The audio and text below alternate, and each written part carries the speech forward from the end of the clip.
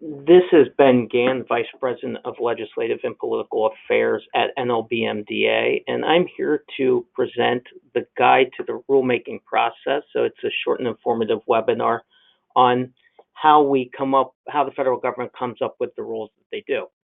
So the objectives of this webinar are to help you understand why rules are created in the first place. Secondly, provide an overview of the rulemaking process. And then third, give you some context on what the role of both of Congress, the administration, and the federal courts are in reviewing rules. So first, how does a rulemaking start? Well, the most common way this happens is through Congress passing a bill and the president signing into law. So, for example, with something like the highway bill, if you think about electronic logging devices for commercial trucks, that rulemaking came out of a larger bill reauthorizing federal highway programs. Another way they can do that is the president can issue an executive order. So if you think of something like association health plans, the president will sign an executive order directing the labor secretary to come up with a rule regarding association health plans, and then in this case, the Department of Labor will go about the process of a rulemaking regarding association health plans. Sometimes, though, federal courts are involved, and agencies will be ordered to promulgate a rulemaking based on a court order. Sometimes there's settlement agreements. So, in order to settle litigation, sometimes what happens is a federal agency will agree with whoever is bringing the suit to settle it by engaging in a rulemaking. And then sometimes, especially when you have changes in administration, especially for controversial regulations, what the department will do is determine that the rule is outdated or that needs updating. So how do we know as either lay people or as practitioners what's happening or what's coming down the pike with regard to regulations? Well, there's something called the Unified Agenda of Federal Regulatory and Deregulatory Action. So we just call it here in D.C. the Unified Regulatory Agenda. It's published in the spring and again in the fall, so twice a year. And it includes short and long-term actions. So it's organized by both by department. And so a department will list both its what's working on now, but also regulations they're not working on currently, but that they plan to. And it provides a timeline. So especially for short-term rules, we get an idea of when an agency is thinking about proposing something, when it's thinking about finalizing that rule. We get one of the ways we figure out what's going on is by reading the Unified Regulatory Agenda published twice a year. So then, how does an agency begin the rulemaking process? Well, it drafts a proposal. An agency, EPA, DOL, OSHA, whoever, DOT, will draft a proposal, and then people within that agency or department will review it. For rules that are considered economically significant, so those economically significant is classified as any rule that will have $100 million or more of economic impact. For those rules, they receive further review from OIRA, which is part of the White House's Office of Management and Budget. In my own opinion, this stage at the beginning of the rulemaking process is when we can most affect the outcome of a rule.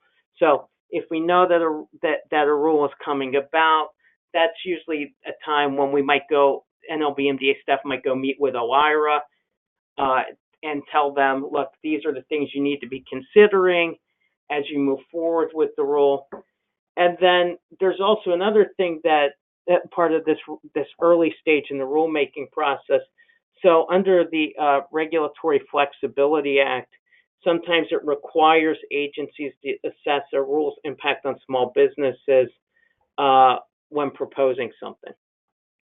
So something you've probably heard of, but probably aren't quite sure what it is. There's something called a Notice of Proposed Rulemaking. So this is when a federal agency formally publishes its proposal. So it's required under the Administrative Procedures Act to publish that proposal in the Federal Register. The Administrative Procedures Act is a law passed in 1946 that guides, that lays out what the rulemaking process should be. That formal proposal from an agency has to be given at least 30 days for the public to comment on.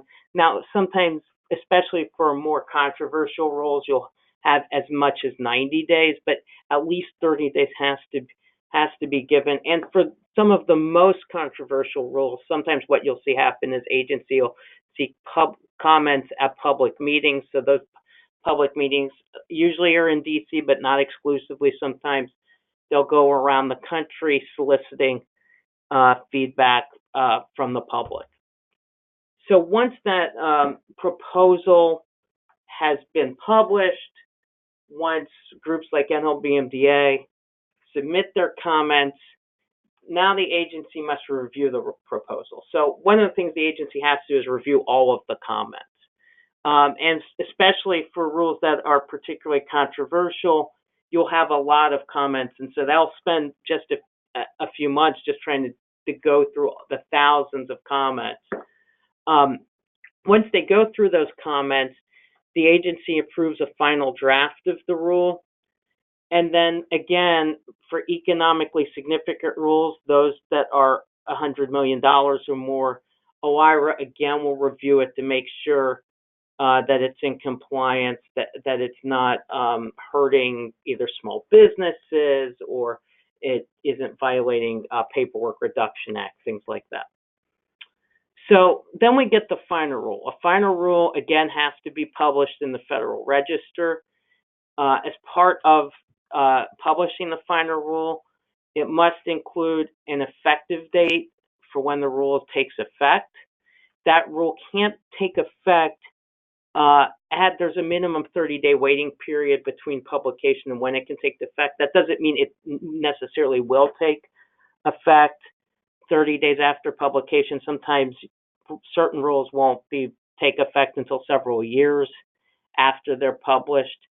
Also keep in mind, so unless a provision in the final version was in the proposed version, it can't be included. So that is to say, it has to be in the proposal for it to make it into the final. Now they can strike things out of the proposal for the final and slim it down, but they can't add on to things that they didn't include in the initial proposal. And the reason NLBMDA looks at the Federal Register, reads the Unified Regulatory Agenda, is because there are over 3,000 rules published each year. So what are some reasons we expect regulations to come at a specified point in time, but they don't? Well, one is the lack of data. So I would say this is actually a major reason we don't see rules happen, is there just isn't the industry data to support moving forward with a rulemaking. The other issue is delays can be imposed by Congress, so they can, in some cases, either usually through legislation, can say, hey, can force an agency to wait on moving forward on a rulemaking. And then, of course, there are always court challenges. So sometimes what happens is groups file a lawsuit in federal court challenging the legality of a regulation. So let's just say that a rule becomes final. Does that mean that's the end of it? Well, not necessarily. So one of the main ways, there's really 5 ways that rules are reviewed. The first is federal agencies themselves. So as I mentioned, when you have the White House change parties, so from Obama to Trump or Bush to Obama, sometimes that same federal agency will take a second look at a regulation and decide that it needs to either be watered down or eliminated altogether.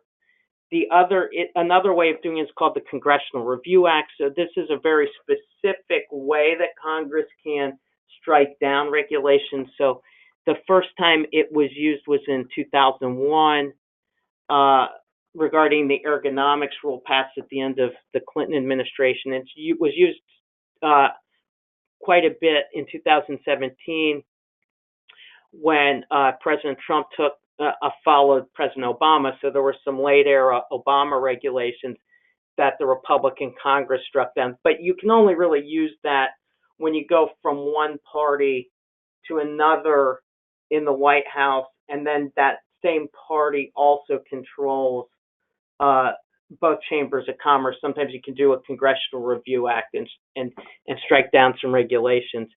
Another way to do it is federal court. So as I mentioned earlier, groups can challenge regulations in federal court and look to have them either temporarily suspended pending a formal ruling in the case, or they can be just struck down by a federal court. The fourth way is the Regulatory Flexibility Act. So this is a law that requires regulations, some regulations to be reviewed periodically, and making sure that they aren't onerous and overly burdensome on small businesses. And then, another way to do it, and this is probably the most straightforward way, is Congress can just pass new legislation, and that new legislation can force agencies to update rules that they already have in place. Okay, so that concludes our webinar, Guide to the Rulemaking Process. I'd like to thank you for taking time out of your day to watch this. A reminder, if you need more information on this or any other government relations issue, please visit www.dealer.org. Thank you.